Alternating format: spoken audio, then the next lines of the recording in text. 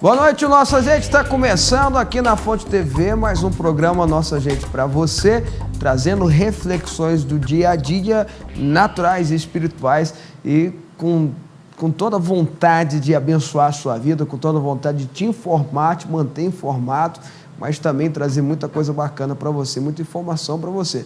É a nossa intenção, é a nossa vontade, é o nosso trabalho aqui no Nossa Gente, aqui na Fonte TV. E nós vamos conversar hoje sobre, começando o programa, né? Conversando sobre as manifestações populares que marcaram a história no país. Não foram poucas, não, tiveram muitas.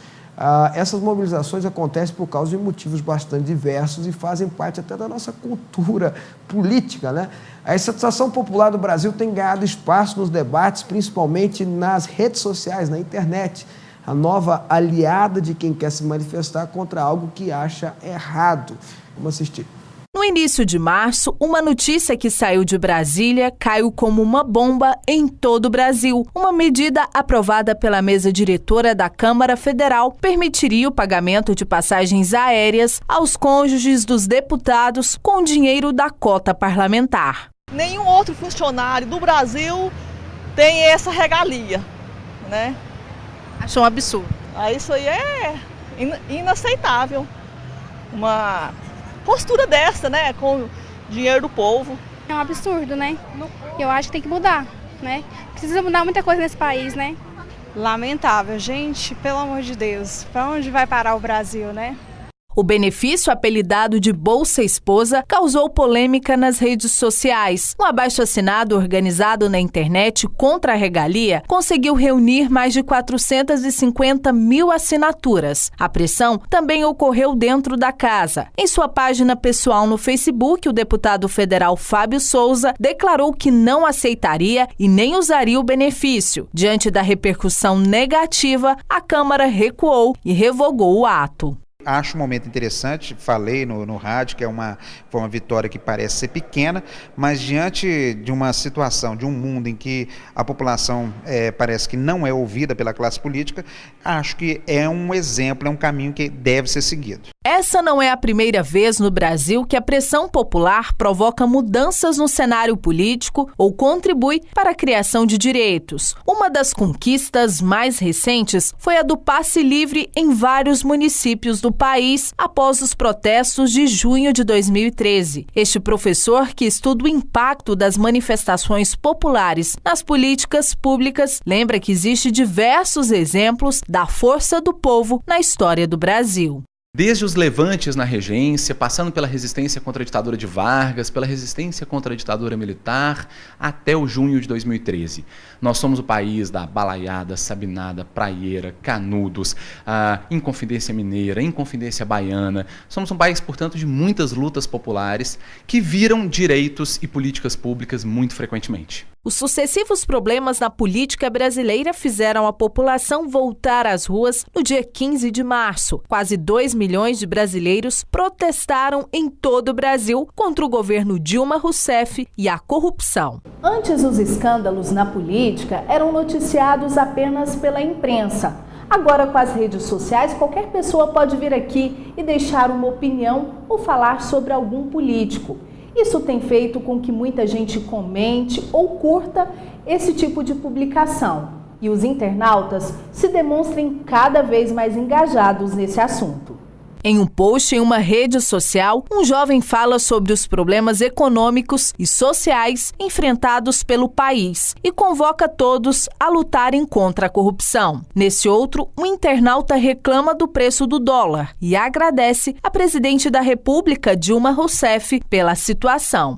Mas será que essa consciência política que os internautas demonstram nas redes sociais vem aqui para o dia a dia, para o cotidiano? E será que essas manifestações têm poder de transformar uma sociedade? Apesar de muito positiva, o professor afirma que a internet é importante, mas pouco eficaz.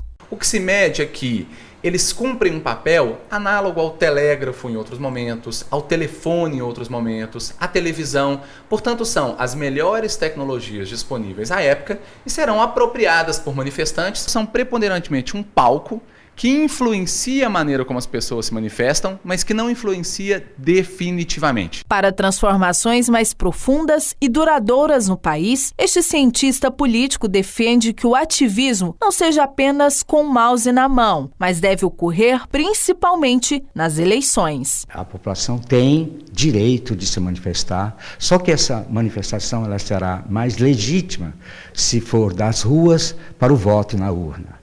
Certo? Essa é a melhor indignação.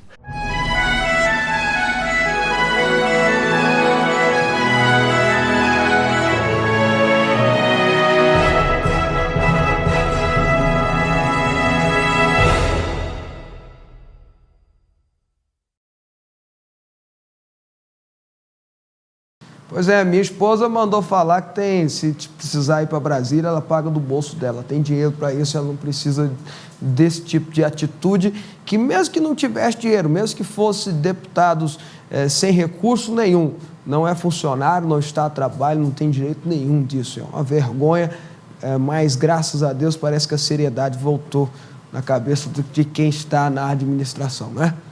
Olha, no próximo bloco eu vou fazer uma reflexão com você muito bacana, você não pode perder não sai daí não, tá bom? Em um minuto eu volto.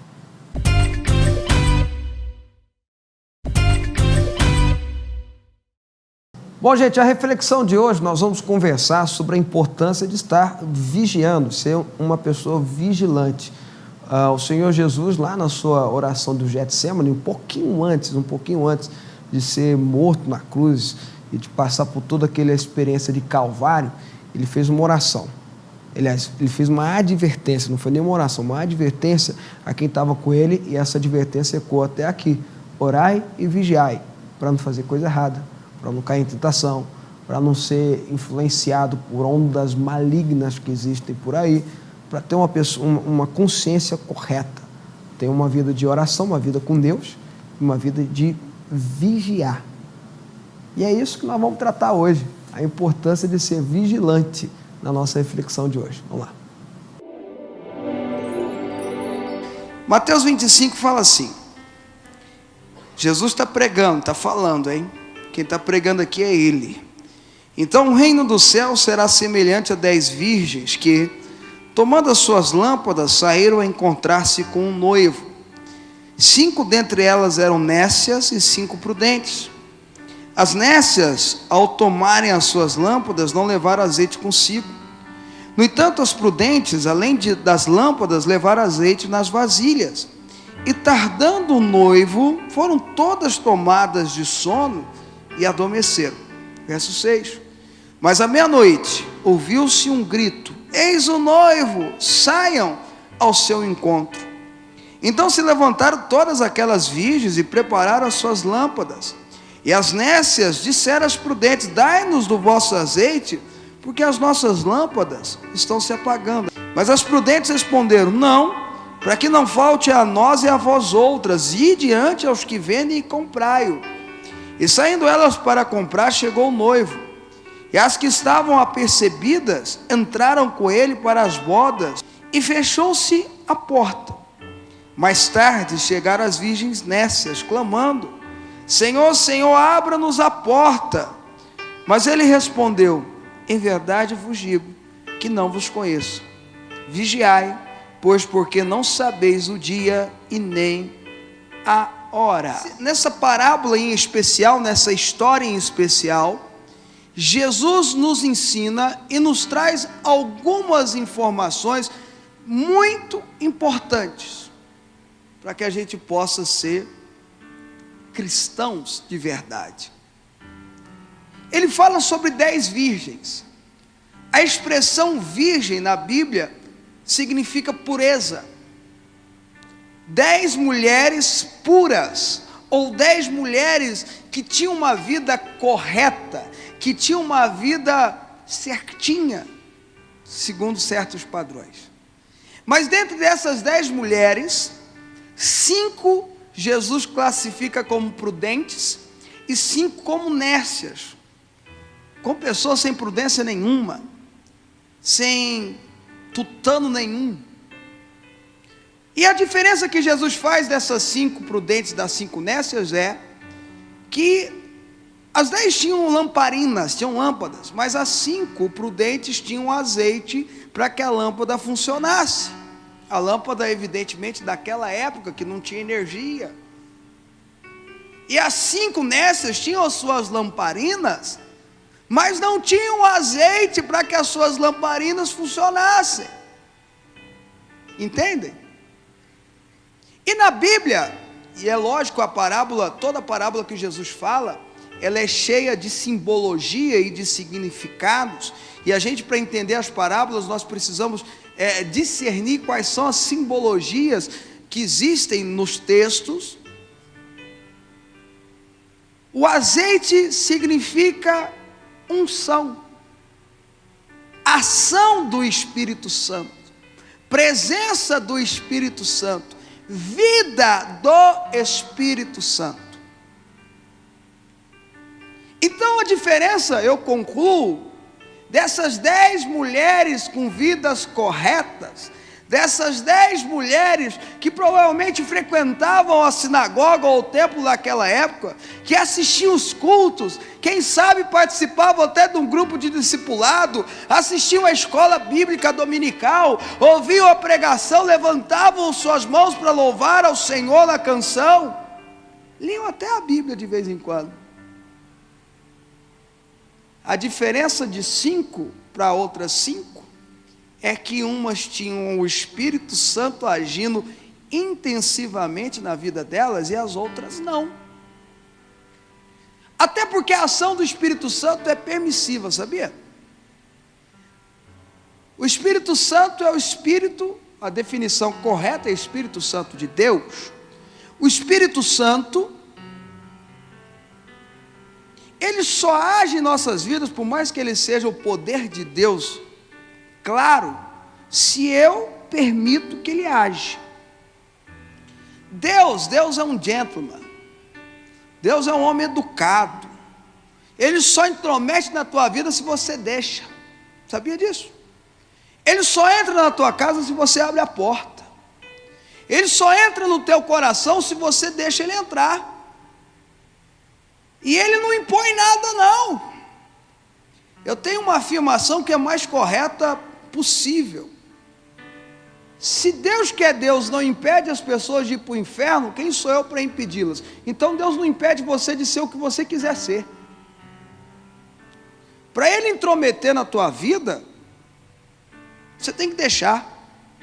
E para ele dizer para você que isso está errado ou isso está certo, ele pode até dizer, mas ele não vai te obrigar a obedecer. A decisão vai ser sua. Isso é o livre-arbítrio que ele nos deu, que ele nos concedeu. Ele não nos queria como marionetes, ele queria que a gente tivesse um relacionamento claro com ele. E relacionamento claro só é feito se vem do coração. Quem está me entendendo, diga amém. Agora, trazendo aqui para a nossa simbologia, as 10 esperando o noivo, que é Jesus. O noivo demorou a chegar para o casamento. Naquela época, o principal do casamento não era a noiva, era o noivo. O noivo que atrasava. Talvez o noivo que passava do dia do noivo. A noiva esperava, recebia os convidados enquanto o noivo ainda ia chegar. O noivo se atrasou, as 10 convidadas, as 10 eram convidados, dormiram. Meia-noite, o arauto, o que gritava as coisas na cidade, porque naquela época a informação era por arautos, saiu gritando: eis o noivo, vamos à festa do casamento. Trazendo para a nossa simbologia, Jesus está voltando, Jesus chegou, Jesus voltou, vamos para o casamento entre a noiva, que é a igreja, e Jesus, o noivo. E aí as 10 acordam, despertam, estavam todas ansiosas para a festa do casamento. Não era qualquer casamento, era o casamento. Na revista Caras de Israel daquela época estava estampado: o anúncio. Era o casamento.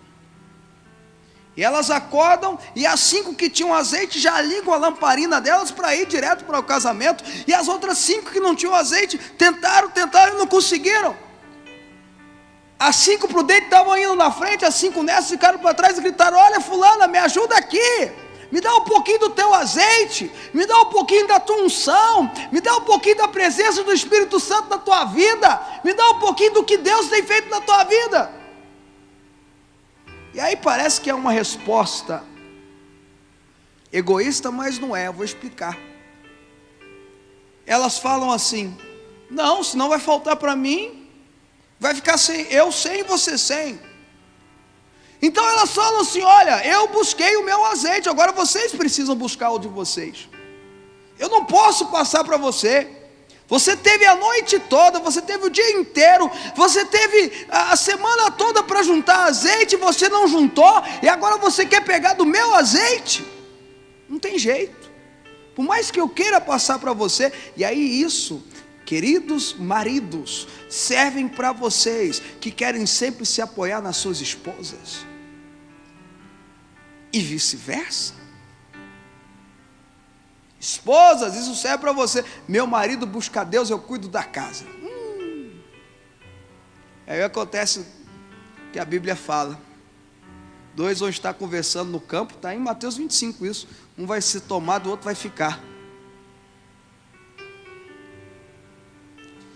Mas tem uma frase interessante nesse texto, que as prudentes falam para as nécias: vão aonde vendem e comprem.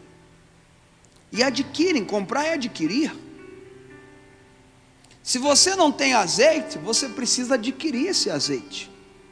Se você, preste atenção no que eu estou dizendo, a simbologia bíblica. Se você é virgem, se você é uma pessoa pura, correta diante de Deus, você precisa ter azeite. Então vá aonde está vendendo o azeite. É por isso que Salomão, em Eclesiastes capítulo 9, verso 8, diz que em todo tempo, todos os dias, todas as horas, sejam sempre alvas ou limpas as suas vestes, e nunca falte azeite sobre a tua cabeça.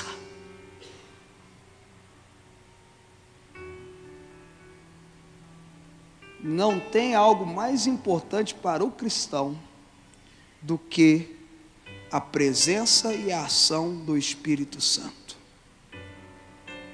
Não tem algo mais importante para o cristão do que a presença, a vida e a ação do Espírito Santo.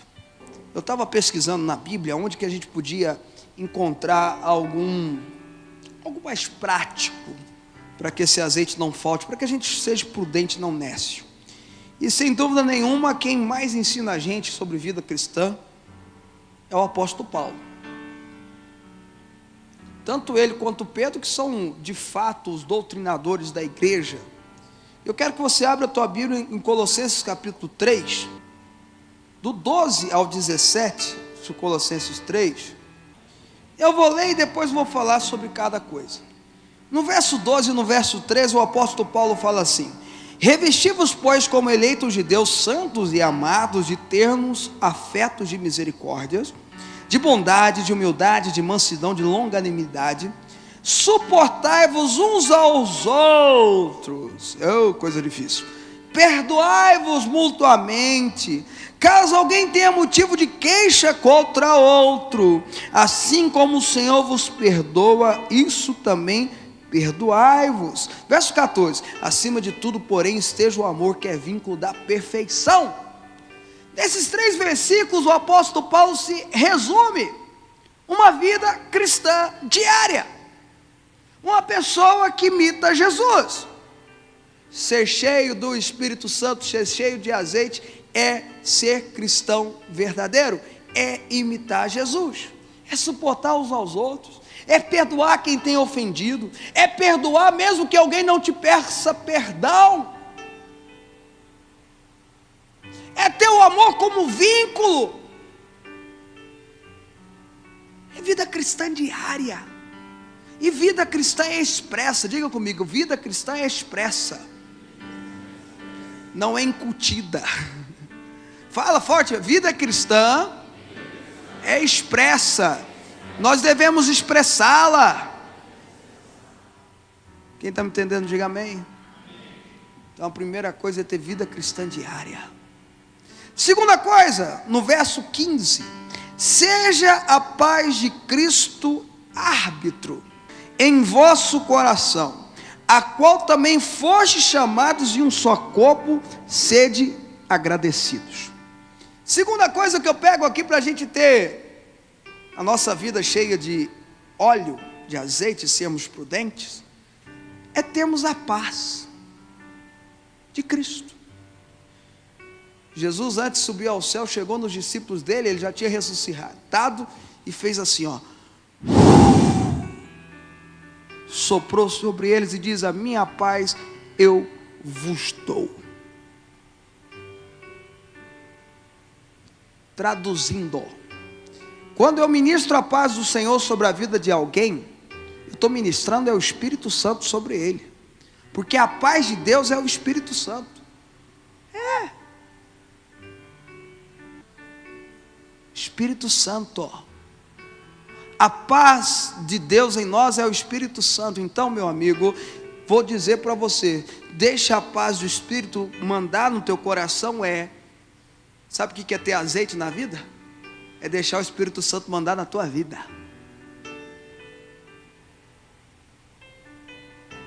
Quem está mandando em você é você mesmo? Ou é o Espírito Santo? Ou é o teu namorado? Faz isso, não tem problema não, eu te amo. Se o cara quiser levar você para a cama dizendo que te ama antes do casamento, saiba que ele é um cafajeste e vai aprontar com você.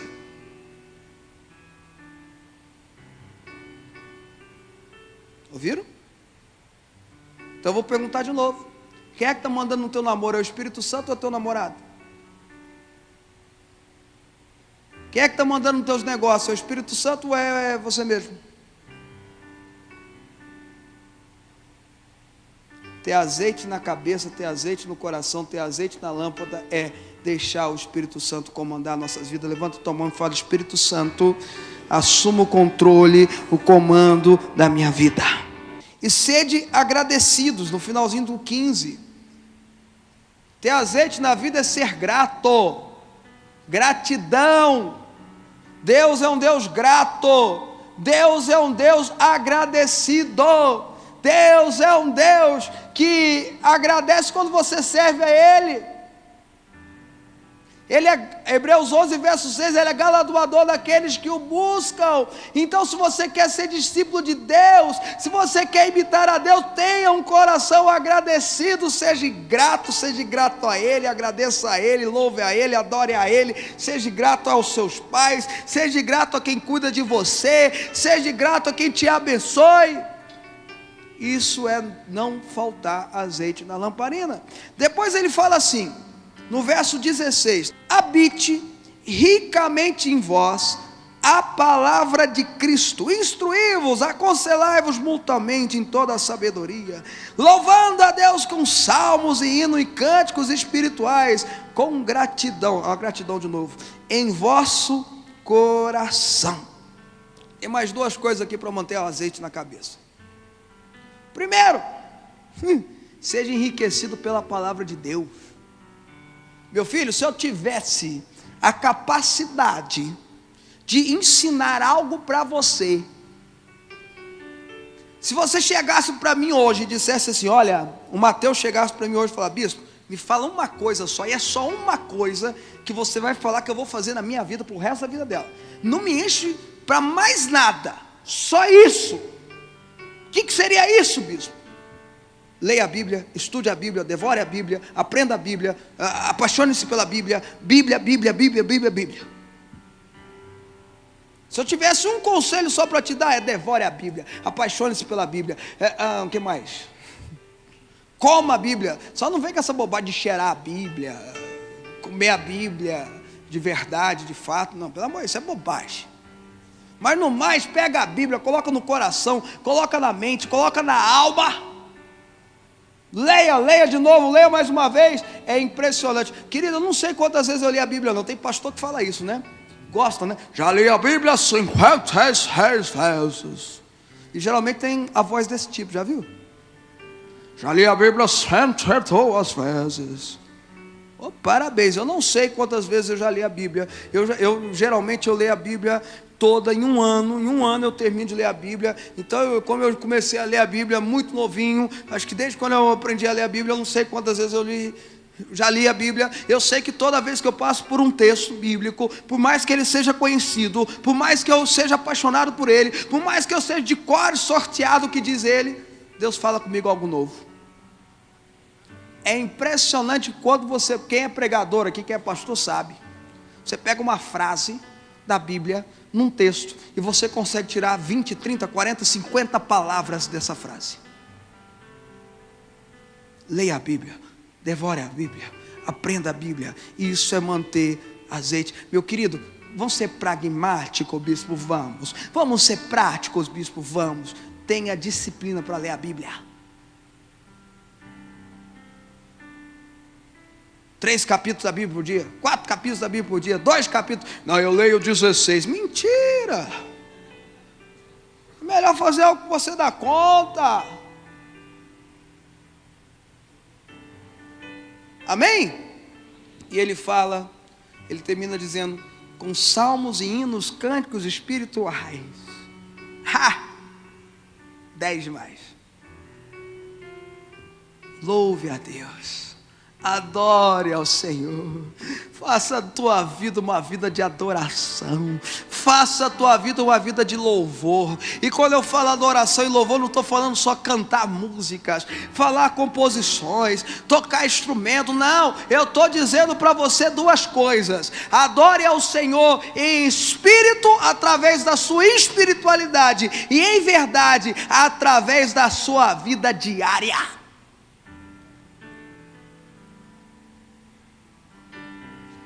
Quando eu falo louve a Deus, estou falando de vir aqui e bater palma apenas e dizer glória, glória, aleluia. Isso também é importante. Eu estou falando de fazer da tua vida uma vida de louvor a Deus.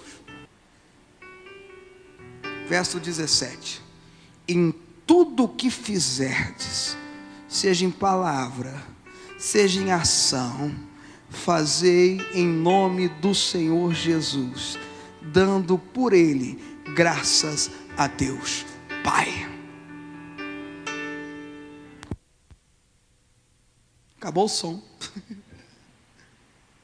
A gente lê esse texto aqui e a pessoa já pensa assim, olha, é só eu declarar Jesus. Por exemplo, toda vez que eu escrevo um texto teológico, texto espiritual, eu encerro dizendo em nome do Senhor Jesus. Isso há muito tempo. E falaram que essa é uma marca que eu queria fazer. Não é nada disso, é porque eu leio esse versículo e falo tudo que eu tenho que fazer em nome de Jesus. Mas aí eu aprendi que é muito mais do que isso. É muito mais do que declarar em nome de Jesus, que é algo poderoso. É muito mais do que colocar a mão na cabeça de um enfermo e dizer assim, seja curado em nome de Jesus, que é algo poderoso. É muito mais do que expulsar um demônio em nome de Jesus, porque quem expulsa o demônio, na verdade, é o nome que você declara que é Jesus. É muito mais do que isso. É ser digno para dizer esse nome. É ser digno para dizer, eu faço em nome dele. Vocês estão entendendo o que eu estou querendo dizer ou não? Fazei tudo em nome de Jesus, mas você pode dizer isso? Não é apenas declarar em nome de Jesus, isso já é importante, isso é poderoso. É você dizer, não, eu estou aqui em nome dele, eu sou um representante dele, eu sou sacerdote do rei, eu sou da nação santa, eu sou exclusivo dele. Você pode dizer isso? Isso é ter azeite na lamparina. E quando o noivo chegar, e eis que o noivo está à porta, eu já posso ouvir os arautos gritando, eis o noivo. Porque por mais que ele não volte na sua geração, na nossa geração, ele vai toda hora gritar lá dentro da tua casa, eis o noivo. Toda hora ele vai passar no teu coração dizendo, eis o noivo. Você está pronto com lamparina acesa para dizer: entra meu noivo, entra meu rei, entra meu Senhor. Louve a Deus, faça da sua vida um louvor a Deus, que as coisas vão ser diferentes para você. Se você começar a louvar a Deus através da sua vida, as suas próprias atitudes, as suas próprias ações vão traduzir em uma vida de louvor, de reconhecimento por todos, tá bom? Está aqui meus endereços, está aqui os telefones, está tudo que você quiser entrar em contato com a gente, está aqui na tela para você, nós estamos à sua disposição. Que Deus te abençoe, obrigado pelo seu carinho, obrigado pela sua companhia, tchau, tchau, tchau.